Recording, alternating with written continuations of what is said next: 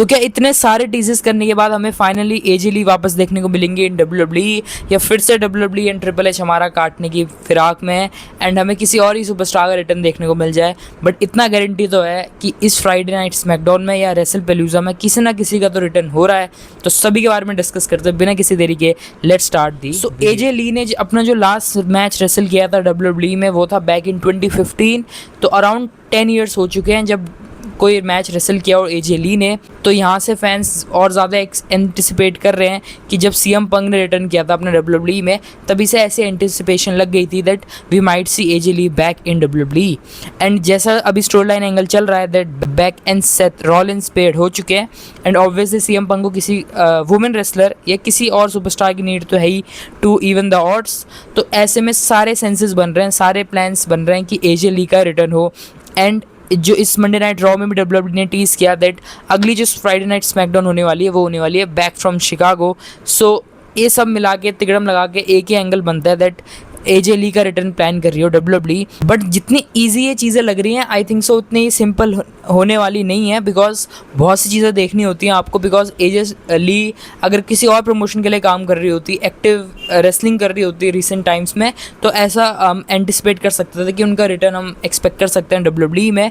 But almost 10 years हो गए हैं प्रो रेसलिंग छोड़े एजे ली को एंड मे बी उनका भी कोई इंटरेस्ट ना हो WWE या प्रो रेसलिंग में वापस आने का, तो ये भी एक फैक्टर हो सकता है।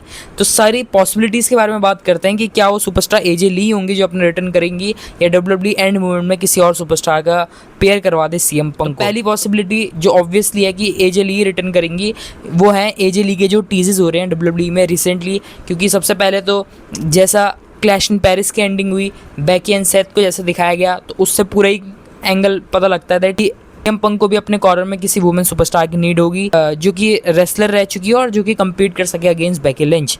एंड इस मंडे नाइट ड्रॉ में भी एजे ली के जब चांस लग रहे थे तो उसको भी एक्नॉलेज किया बेकी लिंच ने। अगर WWE को ये एंगल दिखाना ही नहीं होता तो मे बी बेकी टोटली इसको इग्नोर कर देती है इस चांस को। बट वहाँ पे भी मेंशन हुआ that she doesn't work for here any more. तो यहाँ पे भी एक्नॉलेज किया एक टाइप से WWE ने एंड बेकी लिंच ने एजे ली के चैंट्स को। एंड थर्ड जो टीज किया WWE ने इस मंडे नाइट ड्रॉ में वो था जब सीएम पंक पूछते हैं कि अगली फ्राइडे नाइट स्मैकडाउन कहाँ होने वाली है, और वो होगी फ्रॉम शिकागो यानी कि home town of CM Punk and AJ Lee. So ये सारे टीजेस लीड अप करते हैं एक ही पॉसिबिलिटी में that we might see the return of AJ Lee in upcoming SmackDowns या रेसल पेलूजा। इतनी सिंपल ये चीज़ें नहीं है, मैं क्यों बोल रहा हूँ, बिकॉज और सारे भी टीजेस कर रही है WWE जिससे हम ये मान सकते हैं दैट ये सुपरस्टार कोई और भी हो सकती है। तो पहली पॉसिबिलिटी अपार्ट फ्रॉम एजे ली जो कि हो सकती है सीएम पंक के कॉर्नर में वो हो सकता है रिया रिप्ली। क्योंकि अगर आपने मंडे नाइट रॉ का एपिसोड पूरा देखा होगा तो WWE ने एक एंगल दिखाया था जहाँ पे रिया रिप्ली बात कर रही थी सीएम पंक से।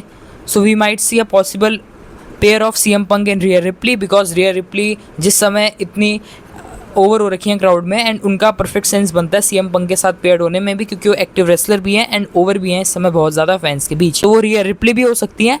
बट अगर ये सही हो गया ये एंगल एंड रिया रिप्ली वो सुपरस्टार निकल के आती हैं जो कि पेयर हो सीएम पंक से, तो मे बी उनका जो अभी बेबी फेस पुश चल रहा है या जितना ओवर हो रखे हो क्राउड में वो कहीं ना कहीं इफेक्ट करेगा उनकी पॉपुलैरिटी को। बिकॉज बहुत ही नेगेटिव रिएक्शन भी देखने को मिल सकता है, हमें बैकलैश भी देखने को मिल सकता है हमें फैंस की तरफ से अगर ये सुपरस्टार निकलती हैं रिया। अगली जो सुपरस्टार जिसका थोड़ा सेंस बन रहा है इस स्टोरी लाइन में ऐड होने का एंड जो करंटली WWE रोस्टर की पार्ट नहीं है वो है कोरा जेड।